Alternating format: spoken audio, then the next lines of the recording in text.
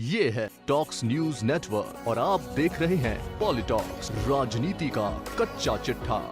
प्रदेश की राजधानी जयपुर में रविवार से अब तक के सबसे बड़े वार्ड वाइज क्रिकेट टूर्नामेंट का शुभारंभ हुआ।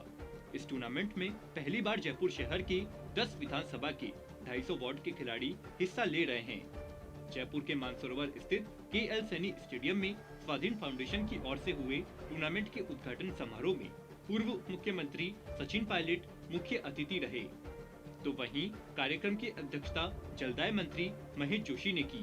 पत्रकारों से बातचीत में 5 राज्यों में होने वाले चुनाव को लेकर पायलट ने कहा कि कांग्रेस एक है और आने वाले चुनावों में जनता वोट की ताकत से बीजेपी को जवाब देगी। वहीं इस दौरान पायलट द्वारा दिए गए एक बयान को लेकर सियासी गलियारों में चर्चाओं का दौर जारी है। दरअसल राजधानी के KL सैनी स्टेडियम में आयोजित उद्घाटन कार्यक्रम में पूर्व उप मुख्यमंत्री सचिन पायलट ने मैच की पहली गेंद फेंककर प्रतियोगिता का आगाज किया। वहीं जलदाय मंत्री महेश जोशी ने पायलट की गेंद पर बल्लेबाजी में हाथ दिखाते हुए शॉट लगाकर प्रतियोगिता के सफल आयोजन की शुरुआत की। इसके बाद पत्रकारों द्वारा नए साल में लिए गए संकल्प के सवाल पूछे जाने पर पायलट ने इसका जवाब बड़े ही रोचक अंदाज में दिया। सचिन पायलट ने कहा कि अभी तो महेश जी बैटिंग कर रहे थे और मुझे बॉलिंग करने को कहा, और महेश जी हमारी सरकार के मंत्री हैं तो उनको मैं कैसे आउट कर सकता था।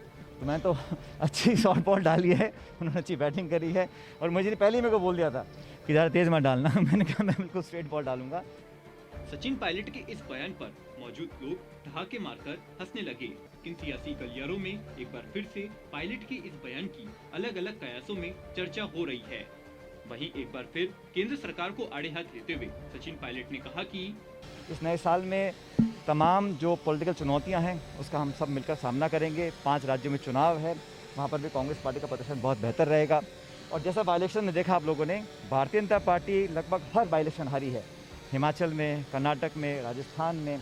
और यही कारण था प्रधानमंत्री जी को मजबूर होकर वो तीनों कृषि कानून वापस लेने पड़े।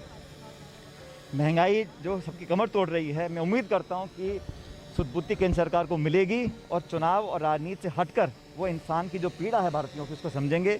देशवासी आज दुखी हैं, पीड़ित हैं, राहत चाहते हैं, तो कमर तोड़ महंगाई को कम करने का कुछ ना कुछ इलाज केंद्र सरकार को उठाना चाहिए। अभी तक तो मुझे लगता है सिर्फ पॉलिटिकली मोटिवेटेड वो अपने कदम उठाते हैं, और चुनाव आ रहे थे तो कानून वापस ले लिए, कृषि के वापस ले लिए, महंगाई में 2-5 रुपये कम किया है, लेकिन हर चीज़ महंगी हो गई है, रोज़गार ठप पड़ा है और कोरोना का एक बार दोबारा उछाल आया है। मैं उम्मीद करता हूं कि हम सब, खासकर राजस्थान के अंदर, हम सब लोग सुरक्षित रहेंगे और इस चुनौती का सामना करते हुए हम आगे बढ़ सकेंगे।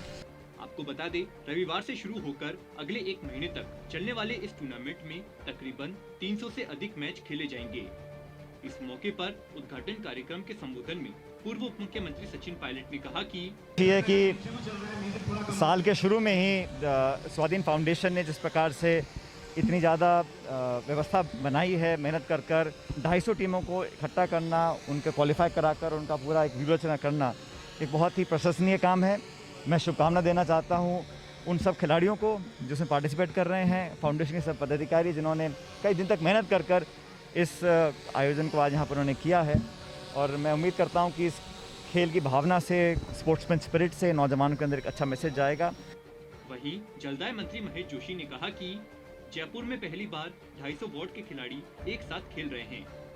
जब टीमों के सिलेक्शन की बात आई तो 500 टीमें तैयार हो गई।